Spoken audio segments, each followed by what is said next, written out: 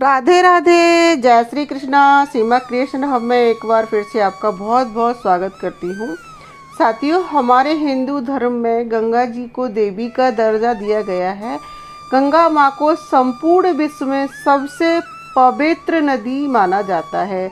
यह माना जाता है कि जब गंगा स्वर्ग से पृथ्वी पर अवतरित हुई, उस दिन ज्येष्ठ मास के शुक्ल पक्ष की 10वीं तिथि थी।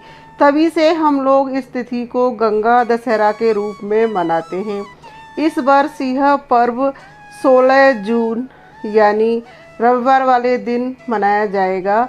जेठ मास के शुक्ल पक्ष की 10वीं तिथि 16 जून रात्रि 2:32 पर शुरू हो रही है। इस तिथि का समापन 17 जून सुबह 4:45 पर होगा। उदया तिथि के हिसाब से 16 जून 2024 को रविवार के दिन गंगा दशहरा मनाया जाएगा। साथियों, गंगा दशहरा वाले दिन अगर हमारे घर में लड्डू गोपाल जी हैं तो हमें उनकी सेवा भी करनी चाहिए। लड्डू गोपाल जी को स्नान कैसे कराएं, आभूषण श्रृंगार भोग कैसे लगाएं, गंगा दशहरा का क्या महत्व है, क्या दान करें, कैसे स्नान करें, कैसे पूजा करें, ये सब जानेंगे हम आगे वीडियो में। गंगा दशहरा का बहुत महत्व है। इस दिन माँ गंगा की पूजा करने से भगवान विष्णु जी की अनंत कृपा प्राप्त होती है। हमें हमारे लड्डू गोपाल जी की भी पूजा करनी चाहिए। साथियों, हमारे लड्डू गोपाल जी भगवान विष्णु के बाल स्वरूप अवतार हैं। तो हम उनको जब स्नान कराएंगे तो हम उस जल में गंगा जल मिला के हम हमारे लड्डू गोपाल जी को स्नान करा देंगे। गंगा दशहरा वाले दिन माँ गंगा में डुबकी लगाने का विशेष महत्व होता है। साथियों, अगर हम गंगा में स्नान करने नहीं जा सकते हैं तो हमारे पास में कोई कुंड, तालाब, नदी, नहर है तो हम उसमें भी स्नान कर सकते हैं, या कोई और धार्मिक पवित्र नदी है तो हम उसमें स्नान कर सकते हैं। और हमारे आसपास कोई नदी नहीं है तो हम घर में जिस जल से स्नान करें उसमें थोड़ा सा गंगा जल मिला के हम स्नान करते हैं तो भी हमें वही फल प्राप्त होएगा। गंगा मैया में डुबकी लगाने से कहते हैं कि हमारे सारे पाप नष्ट हो जाते हैं। अगर हम सच्ची श्रद्धा से गंगा जल डाल के पानी में स्नान करते हैं तो हमें वही फल प्राप्त होगा। साथियों, मेरी नानी हमेशा मुझे एक छोटी सी कहानी सुनाती थी। कहती थी, मन चंगा तो खटोटी में गंगा। जब हम नानी जी से इसका मतलब पूछते थे तो हमारी नानी जी कहती थी कि एक सास बहू थी।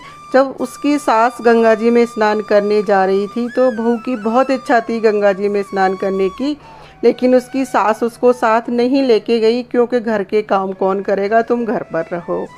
जब उसकी सास गंगा जी नहाने चली जाती है तो सुबह जब गंगा जी नहाने का टाइम होता है तो उधर उसकी सास गंगा जी में स्नान करके डुबकी लगा रही होती है तो उसकी अंगूठी गंगा जी में बह जाती है। इधर घर पर बहू क्या करती है कि खटोटी में पानी भर के बैठ जाती है। खटोटी बोलते हैं साथियों, काठ की और पत्थर की बनाते थे पहले, जैसे आजकल परात और टब बनाते हैं काम में लेने के लिए। तो उसमें पानी भर के नहाती है और कहती है, मन चंगा तो खटोटी में गंगा। ऐसे बोलती है और स्नान करती है। तो उस खटोटी में उसकी सास की अंगूठी आ जाती है और वो उठा के रख लेती है। जब उसकी सास वापस आती है तो वो बोलती है कि मेरी तो सोने की अंगूठी गंगा जी में बह गई। तो उसकी बहू कहती है, माँ जी आपकी अंगूठी यही है ना? तो वो कहती है, हाँ, पर ये तुम्हारे पास कैसी आई? ये तो गंगा जी में जब मैं डुबकी लगा रही थी तो बह गई।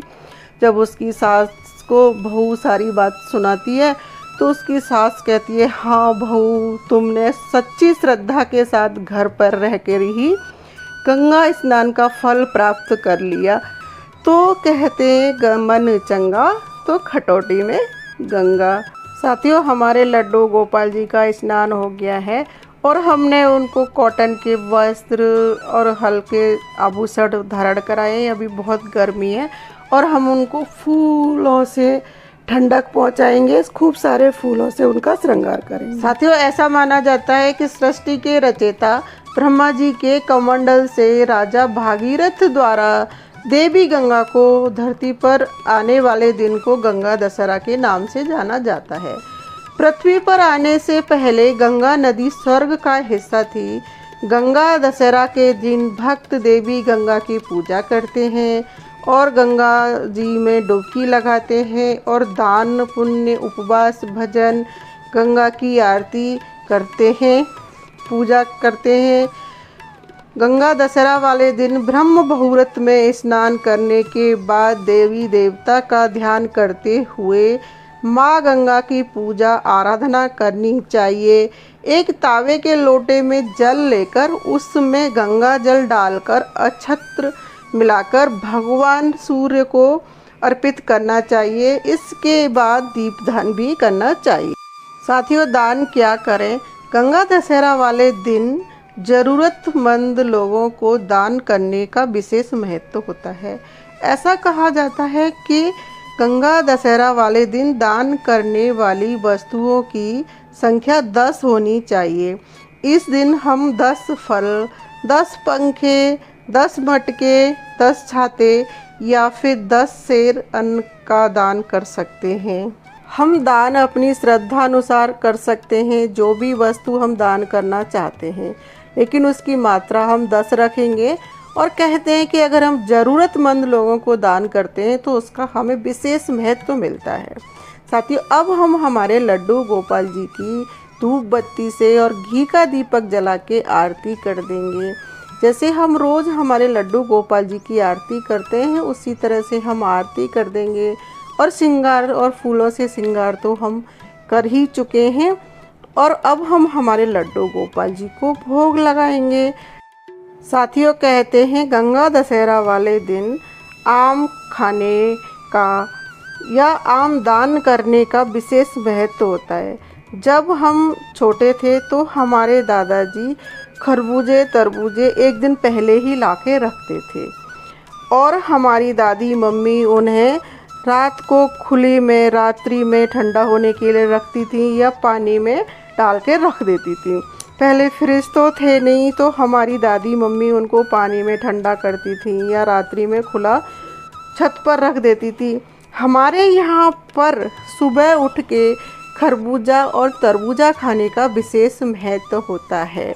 तो हम जब छोटे थे, सबसे पहले उठते ही हम रात को सोच के सोते थे कि हम सुबह पेट भर के खरबूजा खाएंगे, तरबूजा खाएंगे। और हमारी बहुत बड़ी फैमिली थी, तो बहुत सारे खरबूजे तरबूजे हमारे दादाजी लाते थे। तो गंगा दशहरा वाले दिन आम खाने का, खरबूजे तरबूजे खाने का भी महत्व होता है। तो हमने हमारे लड्डू गोपाल जी को भी भोग लगा दिया है। तो साथियों, आपको मेरा ये वीडियो कैसा लगा? मेरे प्यारे से लड्डू गोपाल जी आपको कैसे लगे? अगर आपको मेरा वीडियो अच्छा लगा हो तो मेरे चैनल को लाइक करें, शेयर करें, सब्सक्राइब करें। और अगर आपको मेरा वीडियो बहुत अच्छा लगा हो तो कमेंट बॉक्स में जय श्री कृष्णा राधे राधे ज़रूर से लिखें। और आप अगर कान्हा जी के बारे में कुछ जानना चाहते हैं तो मुझे कमेंट बॉक्स में लिखें, मैं आपके साथ वो भी शेयर करूँगी। राधे राधे, हरे कृष्णा।